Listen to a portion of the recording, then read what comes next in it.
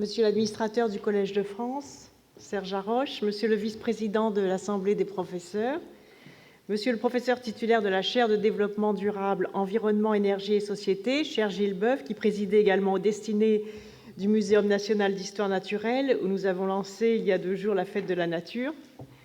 Monsieur le président d'Humanité et Biodiversité, cher Hubert Reeves, et les chercheurs qui sont à ses côtés, pardon de ne pas pouvoir vous citer tous, je voudrais quand même saluer Yves Coppens et Boris Cyrulnik, qui est dans la salle et avec lesquels j'ai eu l'occasion déjà de travailler. Mesdames et messieurs,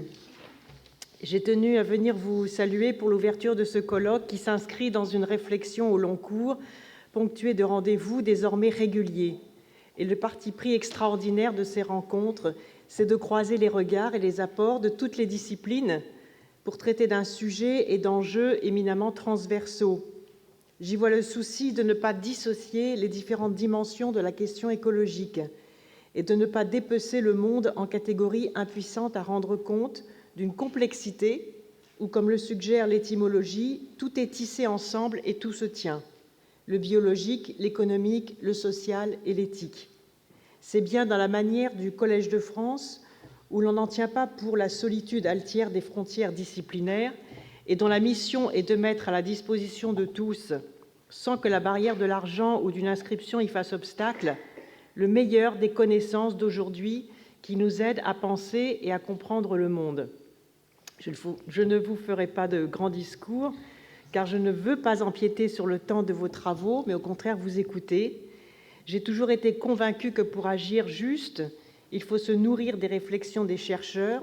accepter au besoin qu'ils bousculent nos certitudes, car c'est ainsi que s'enrichit une vision du monde, s'aiguise une perception du temps présent et se libère l'imagination que je crois nécessaire à l'action publique. Et j'ai bien entendu la contradiction entre les temps, le temps court et le temps long, et je m'efforce de m'inscrire dans le temps long, notamment avec les enjeux dont j'ai la charge, c'est-à-dire à la fois la défense de la biodiversité, avec en particulier le projet de loi sur la biodiversité.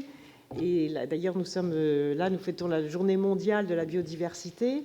et en même temps la charge aussi de la transition écologique et de la transition énergétique, parce que je prépare également un texte de loi sur ce sujet majeur pour la protection de notre planète. Je vous dirai donc simplement que je crois venu le temps d'une réconciliation de l'humanité avec son environnement. C'est tout le défi que vous avez remarquablement souligné à l'instant, que je prends ici au sens que lui donne Philippe Descola, que vous entendrez demain. Ce qui relie, dit-il, et constitue les humains comme expression multiple d'un ensemble qui les dépasse. Car la mutation que nous devons accomplir dans nos façons de penser et de faire ne doit pas être une contrainte subie, mais une chance, empoignée à pleine main pour faire advenir un nouveau modèle de développement et de progrès humain. Je vous souhaite donc d'excellents travaux. Je vais rester un moment avec vous et je le regrette de ne pas pouvoir rester toute la journée, mais mes équipes sont là,